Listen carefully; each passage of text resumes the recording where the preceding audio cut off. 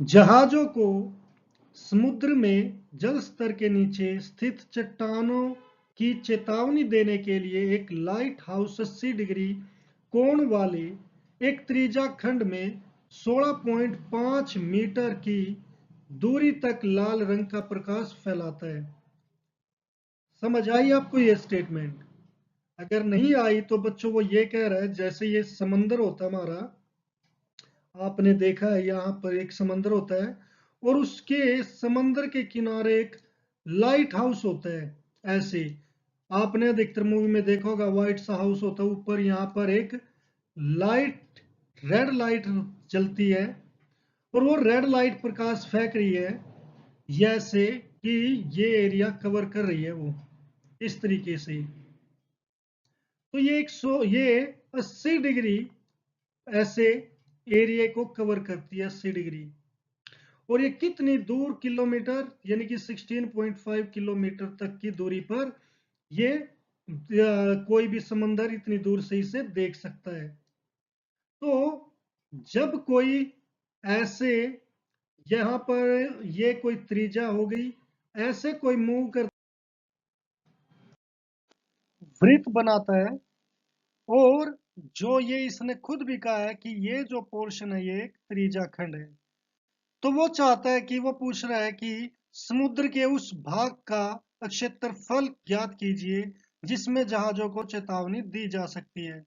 तो बच्चों, जहाज इस क्षेत्रफल में अगर आए तो जहाजों को चेतावनी मिलेगी, अगर इससे बाहर है तो चेतावनी नहीं मिलेगी। तो इसीलिए हमें इसका क्या निकालना, त्रिज्या खंड का क्षेत्रफल।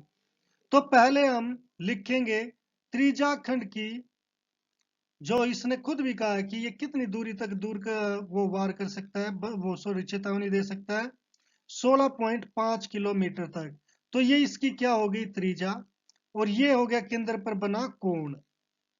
तो यहां पर हम लिखेंगे त्रिज्या खंड की त्रिज्या, त्रिज्या खंड की त्रिज्या,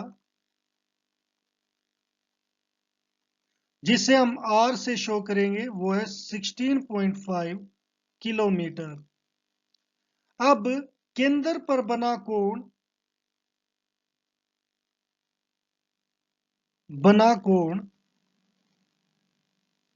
जिसे हम थीटा से दिखाएंगे, वो कितना, 80 डिग्री।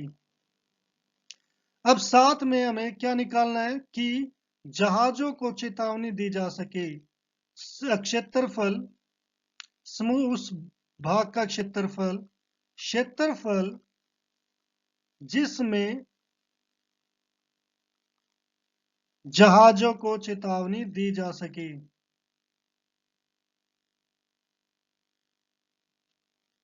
चेतावनी दी जा सके, ये किसके इक्वल होगा बच्चों, पाई आर स्क्वायर थीटा बटे 360। पाई की वैल्यू इसने खुद कही है कि हमें 3.14 लेकर चलनी है, तो ये हो गया 3.14।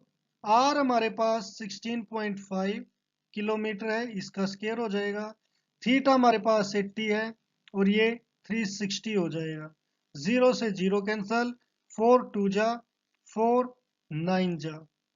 तो ये बच्चों हमारे पास 3.14 इंटू 16.5 इंटू 16.5 इंटू 2/9 हो जाएगा।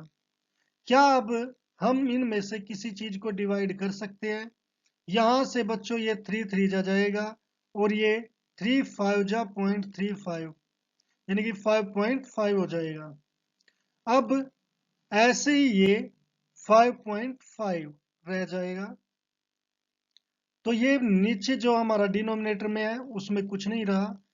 ऊपर हमें मल्टीप्लाई किस किस की करनी है, 3.14 इंटू 5.5 इंटू 5.5 इंटू 2।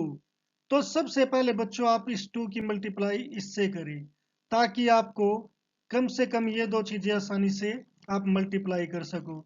ये 5.5 की 2 से मल्टीप्लाई करोगे तो ये 55 दूनी 110 होता है, मगर डेसिमल के बाद एक डिजिट है, तो पीछे से डेसिमल के बाद एक डिजिट है, वो डिजिट के बाद डेसिमल लगाएंगे तो ये आएगा 11। अब आप साइड में यहाँ पर 3.14 की मल्टीप्लाई 5.5 से करेंगे। पॉइंट को बाद में देखेंगे।